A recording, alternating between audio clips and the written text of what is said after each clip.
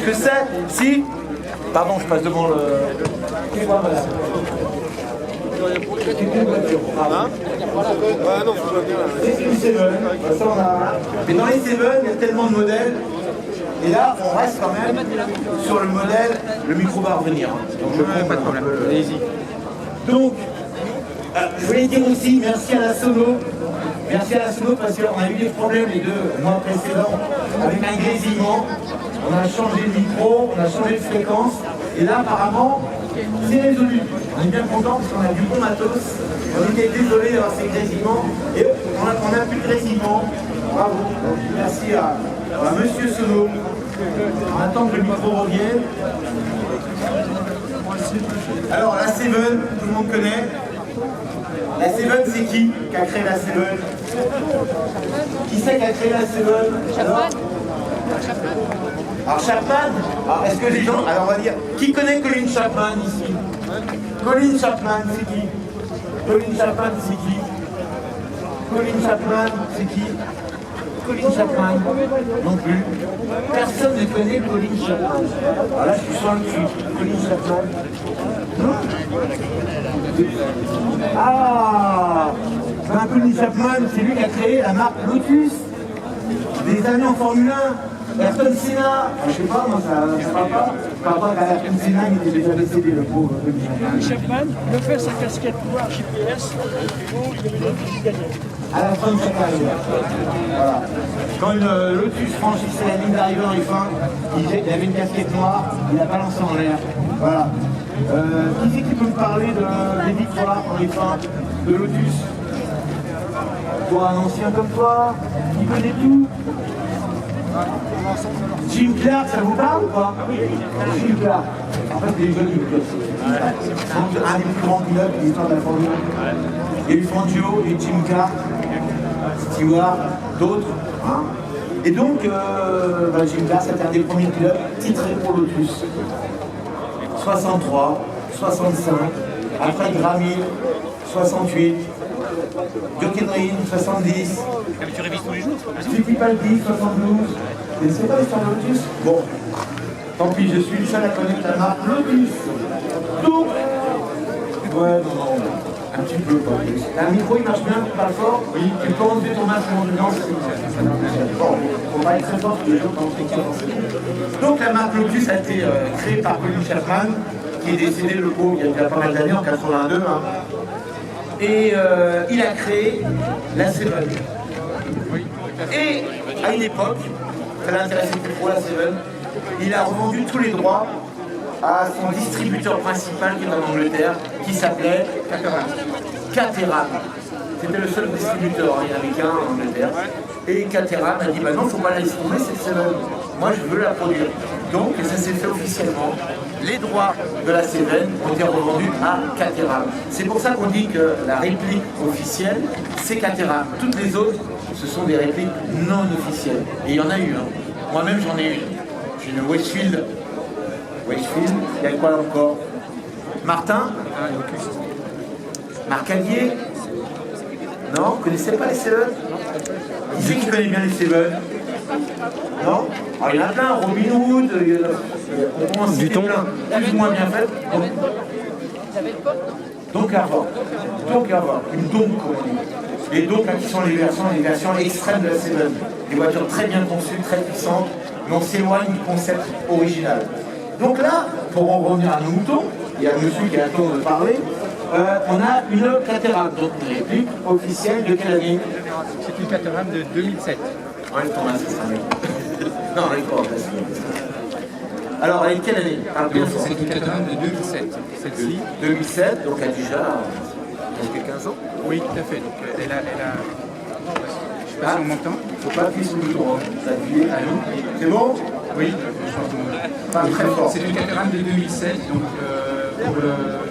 pour les 50 ans de la Lotus Seven, qui a été créée en 1957 par Colin Chapman. Bien. Qui était à la base un projet pour gagner de l'argent, pour lui permettre de courir en Formule 1. Voilà, je t'interromps, parce que Colin Chapman, bien sûr, vendait des voitures, pas pour vendre des voitures, il vendait des voitures pour se faire de l'argent, pour courir en Formule 1. À l'époque, il n'y avait pas de sponsor, hein, comme maintenant. Et bien, quand on voulait courir en Formule 1, quand on fabriquait des voitures, un peu comme Ferrari, à une échelle plus réduite, on va dire. Alors, je te laisse continuer.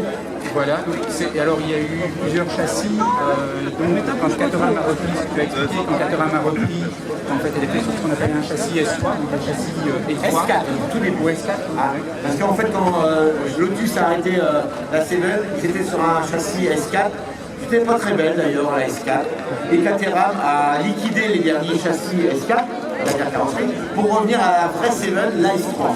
Voilà.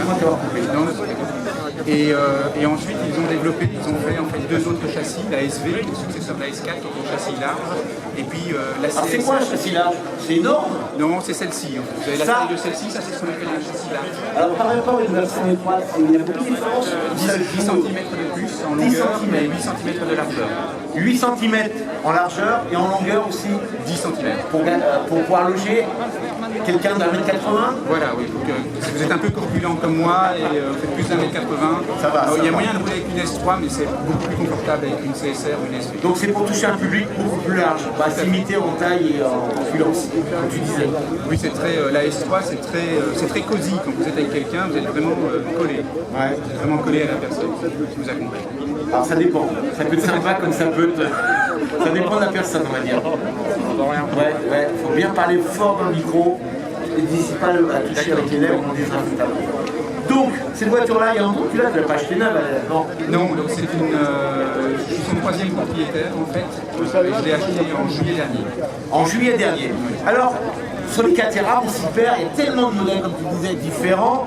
On s'y perd. Au niveau mécanique, il y a eu tellement de moteurs aussi différents de côté. Hein. On se rappelle qu'à l'origine, sur les Seven, c'était le fameux Ford de Kent. Et même encore avant, avant le Ford de Kent, il y a eu des petits moteurs, hein, Climax, tout ça. Mais la plupart des Seven dans les années 60, même 70, c'était le Ford de Kent. Avant qu'il soit mis au placard, parce que bon, c'était un vieux moteur et il polluait, de passer à d'autres mécaniques. Alors celle-ci, qu'est-ce qu'il y a sous le capot? Alors celle-ci, c'est un 2,3 litres Ford. Donc on est tourné, c'est Ford où en fait ils sont tournés chez Ford après passer Un 2,3 litres. Et c'est un Duratec 2,3 litres 4 cylindres Ford. Tout à fait, un gros moteur. Un gros moteur, parce qu'un 2,3 litres déjà en 4 cylindres, c'est des gros moteurs, hein, des gros pistons. Alors, je sais que c'est compliqué à enlever un capot. On va le faire. On va le faire. Ah, c'est sympa. Parce que c'est l'âme de la voiture quand même, bien même si elle fait ça. Alors, on n'a pas dit, hein, mais je vais en parler pendant qu'il y a le capot. La voiture, c'est un châssis tubulaire avec une carrosserie. C'est un moteur confort. Un Cosworth. Avec une carrosserie mixte, c'est-à-dire on a des ailes en polyester, un nez en polyester, des ailes arrière en polyester, et tout le reste, c'est de l'alu, c'est de l'acier. Donc effectivement, châssis tubulaire acier, Ouais. carrosserie en aluminium, le nez et les ailes en composite. Voilà. Toutes les Seven sont à peu près identiques dans ce format-là, on va dire. Et donc on a ce moteur-là, dis donc, waouh. Alors comme tous les moteurs de Seven, ils rentrent tout juste. Hein. C'est le 2,3 litres Duratec, c'est un des plus gros moteurs qui a été monté par Caterham dans les... Duratex, ça, je me rappelle de ce nom-là. C'est un des plus gros moteurs qui a été monté par Caterham dans les Seven. Combien de chevaux il fait ce moteur? 203 chevaux. Waouh 203 chevaux, vous imaginez, pour un poids contenu 625 kg. 625 kg. Là, je vous assure que ça doit déménager.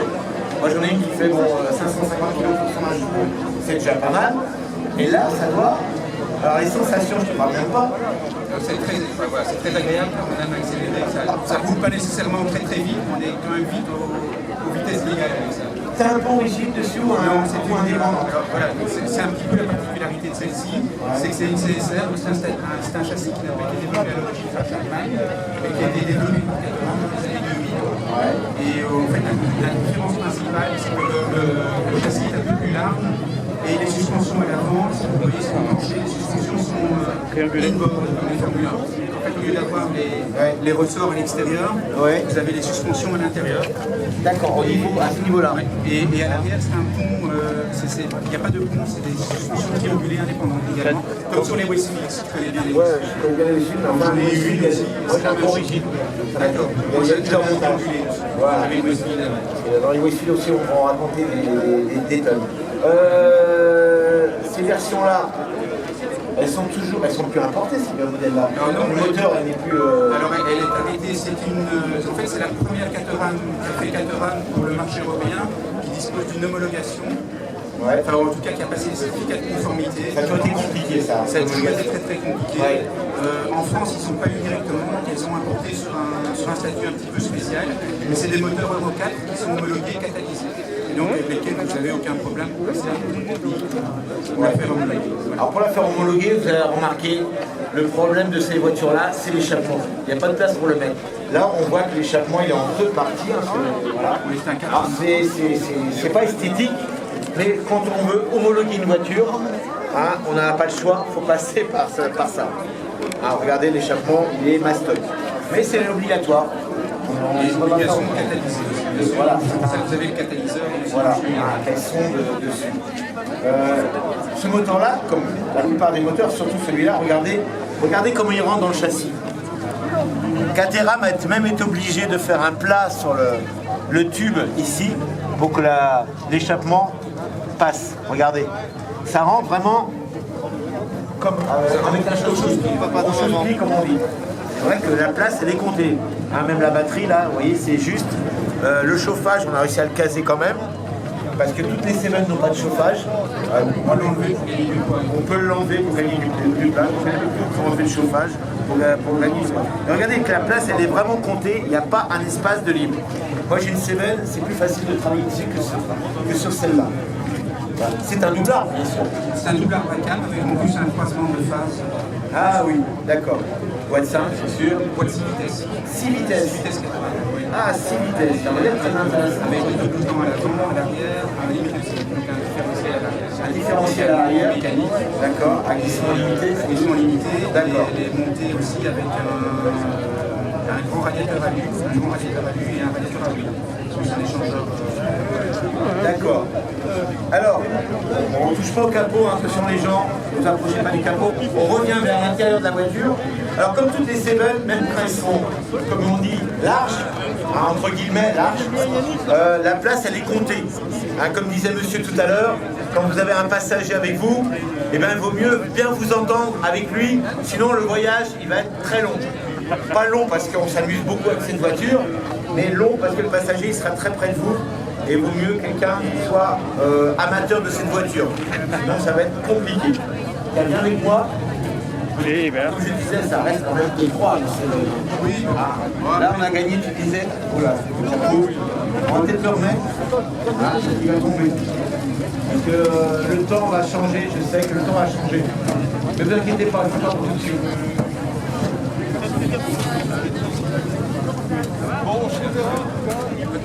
Donc on disait 200 chevaux pour cette voiture, à peu près. Alors ces voitures-là ont une capote, même si c'est pas pratique. Regardez les attaches de capot. Alors, il faut bien le mettre, hein. Moi j'ai perdu un capot comme ça sur la 4 voies, ben, ça fait tout drôle, je vous assure. C'est embêtant de le voir passer. Ouais, pas pour vous, mais pour les pilotes. Alors, quand on part en voyage avec madame ou un copain, la plage elle est montée quand même. Bien que comme tu disais, on a gagné en longueur. Oui, tout à fait. Et on voit même, je fais 1m83 et je ne suis pas à fond pour conduire. Donc elle est vraiment. Ah ouais, le siège n'est pas reculé. Le siège n'est pas reculé à fond. Donc c'est vraiment, il y a vraiment beaucoup de place. Oui. Beaucoup de place. Donc bien sûr, ici on a un petit logement dans le réservoir. On a un petit coffre, mais qui est mangé par le réservoir en grande partie. D'accord. Suspension indépendante à l'arrière. Et quand tu as la capote qui est pliée aussi, ça prend du volume. Et oui, on a un sac au-dessus pour la capote. Voilà. Pour pas la mettre dans le coffre. Tu la mets souvent là Jamais. J'ai un demi-toit en fait. Voilà, la plupart des passionnés de Seven ne mettent pas la capote parce que c'est compliqué. Ah. Parce que c'est. Oh. J'ai un problème de micro. Bon. Parce que la capote c'est compliqué à installer, ça prend de la place quand on veut la plier. Donc la plupart du temps, on s'équipe pour rouler, pour faire face aux intempéries. Hein. Moi je roulais souvent avec un casque. Et puis un gros blouson bien remonté. Et voilà, comme un motard en fait, on s'équipe comme un motard, mais la capote, il faut éviter. Surtout quand elle est en place. Hein. Il y a une voiture qui est là, regardez, il y a une autre Seven qui est là. Regardez la capote. Alors quand vous montez dedans, il faut baisser la tête et il faut lever le genou. Et des fois on prend le genou dans le nez. C'est un peu une gymnastique pour grimper dedans. Voilà. C'est pour ça que la capote, bon, on peut la mettre, mais il faut quand même éviter. Cette voiture-là, il y a longtemps que tu l'as, parce que je vois que... Non, donc je disais, elle vient de juillet. Elle a cherché là-bas. Non, c'est le peu Voilà. Qui est assez connu. Qui est connu, vraiment Qui a, connu. qui a bonne réputation. Et si jamais vous en avez une, il faut trouver le modèle. Ah ouais, modèle, c'est ce que tu as fait toi? Oui. Tu as été le voir, et ouais, je J'ai désire. j'en ai essayé plusieurs, et puis j'ai dit, le jour où vous en rencontrez une, je vous qu'il y en avait une avant, appelez-moi. Alors, les gens en principe aiment bien les Caterham. Qui c'est qui aime les Caterham ici? Ou la Seven? Levez la main. Vous aimez pas ces voitures? Non, pas trop? Alors, ce modèle-là, il y a tellement de modèles, ça vaut combien? Ah, il faut compter, il y a pour des Caterham, la question qui tue, il faut compter, vous en trouvez à partir de 25 à 30 000 euros. Ouais, c'est ça. Et ça monte à 70 000 euros. Pour des versions extrêmes. Pour les versions extrêmes. Voilà. Et une CSR, ça compte, c'est entre 45 et 50 000 euros. On parle de Caterham, hein, sur des Donkervort par exemple. Là, on change de dimension bien sûr, hein, et de prix. Mais la Caterham, c'est vrai qu'on en trouve à tous les prix, dans tous les états malheureusement. Il faut faire bien attention, c'est pas une voiture qui s'achète comme ça, sur un coup de tête. Il faut qu'on dise. Il a aussi une idée sur les voitures sur lesquelles il faut faire attention quand vous les achetez. Voilà. Il faut regarder en dessous. Est-ce qu'elles ont fait du circuit? Est-ce qu'elle a tapé? Voilà. Comment est-ce qu'elles sont entretenues? Il faut faire très attention. Parce qu'une voiture comme ça, c'est un plaisir à conduire. S'il y a un problème, ça peut être un cauchemar. Vous voyez, les voitures très fragiles quelque part, hein, on ne tourne pas la clé comme ça en partant. Il y a des petites choses à vérifier avant. Ça reste une voiture à la base artisanale. C'est pas un gros coupé Mercedes ou BMW. On va dire ça, ça n'a rien à voir. Il y a de la finition cassée, les voitures faites main. C'est vrai, elle est pas trop mal, hein, la finition. On n'a pas regardé l'intérieur. On peut ouvrir hein, si vous voulez. Je laisse ouvrir. Alors pourquoi il y a un petit boss comme ça sur la porte? Parce qu'avec une Caterham, quand on conduit, on a les coudes en dehors de la voiture. En dehors de la voiture. Et c'est pour ça qu'on a un petit renflement. Voilà. Vous avez vu comment ça s'enlève une porte de... Pas une porte, on va appeler ça une porte. Voilà. On peut mettre des déflecteurs. Voilà. On remarque que les sièges sont bien, ont une force bien particulière, bien creusée, pour gagner bien sûr de la place, et qu'au niveau des sous les jambes, ça remonte beaucoup. On est tout à fait calé dans la voiture. On est calé, c'est le voiture, voilà, toi aussi, et même plus que les miens, on est vraiment calé, on est bien quand on est dedans. Alors c'est une gymnastique peut-être d'y rentrer et d'en sortir, mais quand on est dedans, je vous assure qu'on est bien.